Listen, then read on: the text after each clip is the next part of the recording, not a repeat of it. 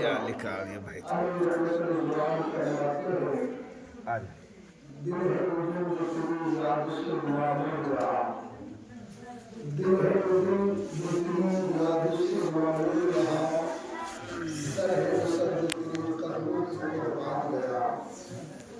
انہیں جانا انہیں مانا نہ رکھا غیر سے کام، انہیں جانا انہیں مانا نہ رکھا غیر سے کام، للہ الحمد دنیا سے مسلمان گیا۔ اور آج نے ان کی پناہ آج مدد مانگ ان سے، آج نے ان کی پناہ آج مدد مانگ ان سے، پھر نامانی میں قیامت میں اگر مان گیا، پھر نامانی میں قیامت میں اگر مان گیا۔ میرے آقا صلی اللہ علیہ وسلم کی زبان میں آپ بعد نماز عشاء سے لے کر اب تک نعت شریف تقریر سماعت کر رہے ہیں، اور یہ بات ہمارے کانوں میں ڈال دی گئی ہے کہ آج کی رات 15ویں رات ہے جس کو شب برات کہتے ہیں۔ بے شک بے شک۔ اس رات کی فضیلت کے لیے صرف میں اتنا کہوں گا، ہمارے اور آپ کے آقا صلی اللہ علیہ وسلم نے ارشاد فرمایا، شب برات کی رات بعد نماز مغرب سے لے کر سورج کے طلوع ہونے تک اللہ رب العزت اپنے بندوں سے پکار کر کہتا ہے، اے میرے بندوں مانگ لو کیا مانگتے ہو۔ اگر روزی مانگنا چاہتے ہو تو روزی مانگ لو۔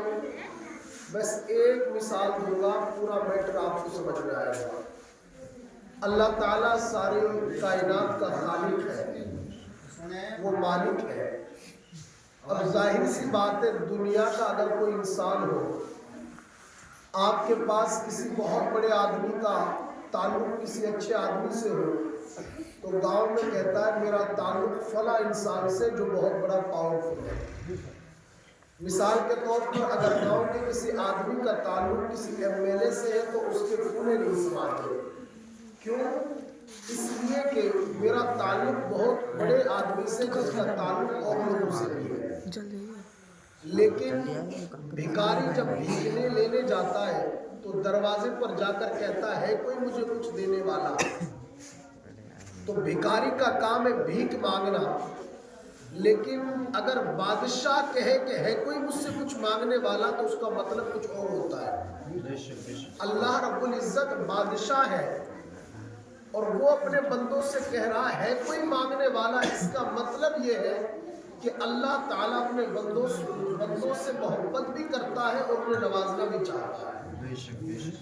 اس لیے آقا نے فرمایا اللہ تعالیٰ کہتا ہے کوئی بندہ جو مجھ سے معافی مانگے میں اس کے گناہ معاف کروں، ہے کوئی بندہ عزت مانگنے والا میں اسے عزت عطا فرماؤں، ہے کوئی بندہ مغفرت طلب کرنے والا میں اسے مغفرت دے دوں۔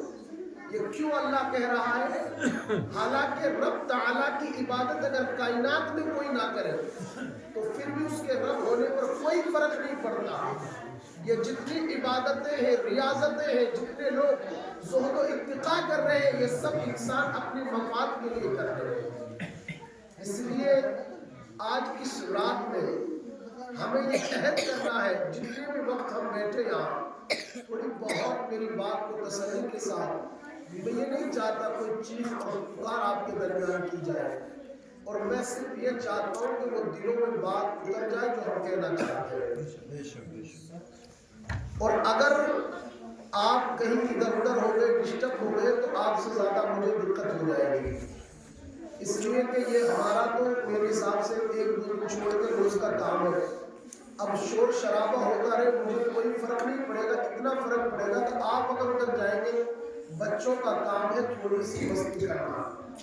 بزرگ فرماتے ہیں اگر مسجد میں آ کر بچے تھوڑا شرارت کریں تو انہیں کرنے دی جائے، اس لیے کہ اس بہانے وہ مسجد میں تو بیٹھے اور مسجد میں ان کا تعلق برقرار رہے گا. تو میں نے یہ چاہا، امام صاحب جب نعت شریف پڑھ رہے تھے، حالانکہ میں پڑھتا کم ہوں، میری آواز اتنی بہتر نہیں ہے، لیکن جب مجھے کچھ اچھا کہنا ہوتا ہے، حالانکہ اللہ کی ہر بات اچھی ہے، عالم کا کام ہے حدیث اور قرآن آپ تک پہنچانا، تو تھوڑا سا اتنے آپ کی سستی کو بھگانے میں مجھے بہت لمبی چوڑی گفتگو نہیں کرنی، بہت لمبی کی بات کرنی ہے. اور انشاءاللہ تعالیٰ میں آپ سے وعدہ کرتا ہوں کہ ایک ایک بات آپ نوٹ کریں گے تو بہت قیمتی فائدہ. آئیے تو سننے اور سنانے سے پہلے انتہائی عقیدت و محبت کے ساتھ آقائے نامدار مدینے کے تاجدار صلی اللہ علیہ وسلم کی بارگاہ میں ہدیہ درود پاک پر اللہم صلی علی سیدنا شفیعنا مولانا محمد وعلی وسلم والکرم وبارک وسلم صلاۃ و سلام علیک یا رسول اللہ صلی اللہ تعالی علیہ وسلم. دو تین شعر میں بھی پڑھ دوں. جی دیکھو امام صاحب جیسے میری آواز نہیں ہے، میری تو آواز تقریر کی لائق تو ٹھیک ہے لیکن نعت کے لیے نہیں. لیکن میں نے بھی چاہا کیوں نہ اس دور کو حضرت یوسف علیہ السلام کو جب مصر کے بازار میں خریدا جا رہا تھا تو بڑے بڑے مالدار تھے، بڑے بڑے جائیداد والے تھے، تو ایک بوڑھی اماں بھی آ گئی، حالانکہ اس کے پاس نہ دولت تھی. کسی نے پوچھا بوڑھی ماں تیرا کیا کام ہے یہاں آنے کا؟ اس نے کہا آج تو یوسف علیہ السلام کو وہی خریدے گا کہ جس کے پاس پیسے ہوں گے، جس کے پاس دولت ہوگی، جس کے پاس جائیداد ہوگی. بوڑھی ماں تیرا کیا کام ہے؟ تیرے پاس رہنے کے لیے مکان تک نہیں، جھونپڑی میں زندگی تو بسر کرتی ہے. تو بوڑھی ماں نے ایک بات کہی اور کہا سنو دنیا والوں، یہ بات ٹھیک ہے، میرے پاس دولت نہیں ہے، میرے پاس جائیداد نہیں ہے، میرے پاس بینک بیلنس نہیں ہے، یہ بات بالکل درست ہے، لیکن میں آج اس لیے یوسف علیہ السلام کو خریدنے والوں کی لائن میں کھڑی ہوں کہ کل قیامت کا دن ہوگا، اللہ رب العزت فرمائے گا کہ کہاں ہے یوسف علیہ السلام کو خریدنے والے. جب اللہ تعالیٰ حضرت یوسف کے خریداروں کو بلائے گا تو میرا بھی ان میں شمار ہو جائے گا. صرف اس لیے میں یہاں آ کر کھڑی ہوئی ہوں، اس لیے میں بھی نعت پڑھ رہا ہوں کہ کل قیامت کے دن حضرت حسان ابن ثابت کو جب بلایا جائے اور اللہ فرمائے میرے محبوب کی نعت پڑھنے والے کہاں ہیں، تو ہم جیسے گنہگار بھی وہاں کھڑے ہو کر کہہ سکے مالک ہم نے تیرے محبوب کی نعت پڑھی ہے. اسی لیے ہم انداز آپ دیکھیں حضور اعلیٰ حضرت عظیم البرکت کی نعت جس کو ہمارے اور آپ کے پیر و مرشد بہت زیادہ سنا کرتے تھے، کہیں بھی مجمع ہوتا آپ کہتے تھے کہ اعلیٰ حضرت کا کلام پڑھا جائے. تو آئیے ایک مرتبہ مل کر اور حضور برکت کے لیے درود شریف پر اللہم صلی علی سیدنا شفیعنا مولانا محمد وعلی والکرم وبارک وسلم صلاۃ و سلام علیک یا رسول اللہ. وہ کیا جود و کرم ہے شہبت تیرا.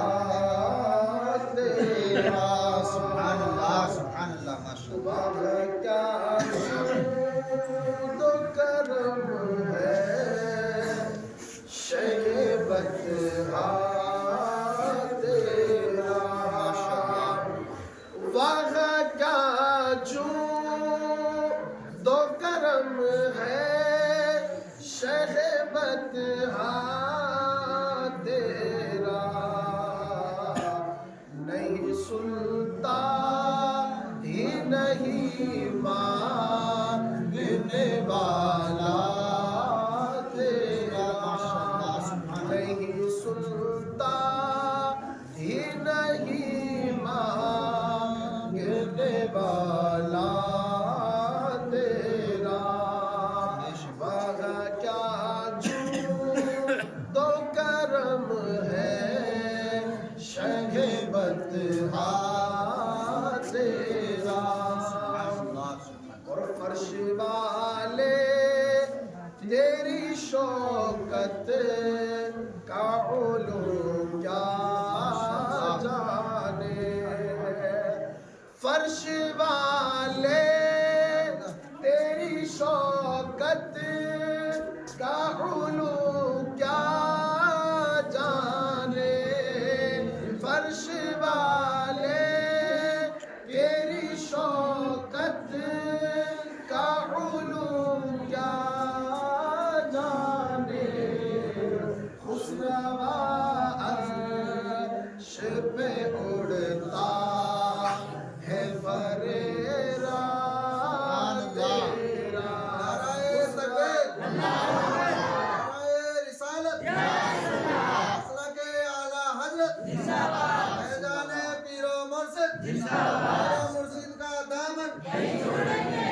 نہیں سنتا ہی نہیں مانگنے والا تیرا سبحان اللہ سبحان اور میں تو مالک ہی کہوں گا کہ وہ مالک میں تو مالک ہی کہوں گا کہ وہ مالک کے حبیب یعنی محبوب محب میں نہیں میرا تیرا یعنی محبوب محب میں نہیں میرا تیرا وہاں کیا جھوٹ تو کرم ہے شہبت تیرا نہیں سنتا ہی نہیں مانگنے والا تیرا آئیے صلی اللہ وسلم علی سیدنا شفیعنا مولانا محمد وعلى الجود والكرم وبارك وسلم صلاة وسلام عليك يا رسول الله اللہ رب العزت اپنے مقدس کلام میں ارشاد فرماتا ہے یا ایھا الذین آمنوا اتقوا اللہ اے ایمان والو اللہ سے ڈرو اللہ تبارک و تعالیٰ سے بندہ جب ڈرتا ہے تو پھر انسان گناہوں کی طرف قدم نہیں بڑھاتا پھر وہ ہر حال میں چاہے کوئی دیکھے چاہے نہ دیکھے وہ اللہ سے ہر حال میں ڈرتا رہتا ہے اور یہی ایمان کا حصہ ہے آقا دو عالم صلی اللہ علیہ وسلم نے فرمایا مومن وہ ہے مسلمان وہ ہے کہ جو ہر حال میں اللہ سے ڈرے اگر نماز پڑھ رہا ہے تو اس طرح نماز پڑھے کہ اللہ مجھے دیکھ رہا ہے تو صحابہ نے آقا سے عرض کیا یا رسول اللہ اگر ہم اللہ کو نہ دیکھ پائیں تو پھر کیا کریں تو پھر یہ گمان پیدا کرو کہ اللہ ہمیں دیکھ رہا ہے یعنی اللہ تبارک و تعالی بندے کو ہر جگہ دیکھ رہا ہے اس سے کوئی چیز چھپی نہیں ہے اگر کوئی انسان یہ سوچتا ہو کہ رات کی تاریکی میں گناہ کر لے کوئی نہیں دیکھتا ہے دن کے اجالے میں گناہ کرے کوئی نہیں دیکھتا ہے لیکن میرے آقا کے دیوانوں کوئی دیکھے یا نہ دیکھے بلکہ اللہ رب العزت دیکھ رہا ہے اور اگر انسان اپنے گناہوں پر نادم ہو جائے اپنے گناہوں سے توبہ کر لے آقا دو عالم نے ارشاد فرمایا اگر کوئی بندہ اللہ کے ڈر سے اپنے آنکھوں سے ایک قطرہ آنسو بہا دے اور مچھر کے پر کے برابر بھی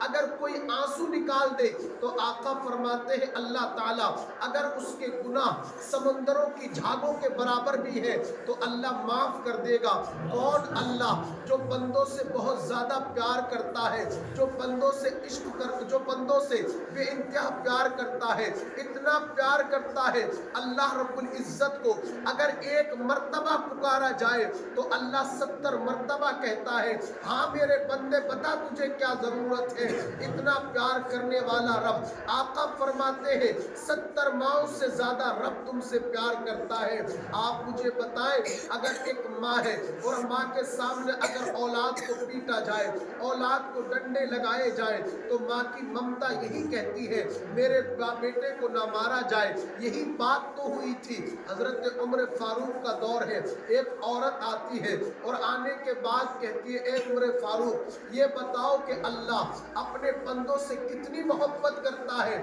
حضرت عمر نے فرمایا اپنے غلام سے کہ اس کے ہاتھ میں بچہ ہے اس بچے کو لیا جائے حضرت عمر کے غلام نے اس بچے کو اس عورت سے لیا آگ جلائی گئی آگ کے اوپر اس بچے کو ہاتھ پکڑ کے جھلایا گیا عورت رونے لگی بلکنے لگی ممتا نے جواب دیا بار بار سوال کیا عمر آخر میری خطا کیا تھی آخر معاملہ کیا تھا عمر کیا خطا کر دی میں نے تو صرف اتنا پوچھا تھا کہ رب اپنے بندوں سے کتنی محبت محبت کرتا ہے, بندوں سے کتنا پیار کرتا ہے.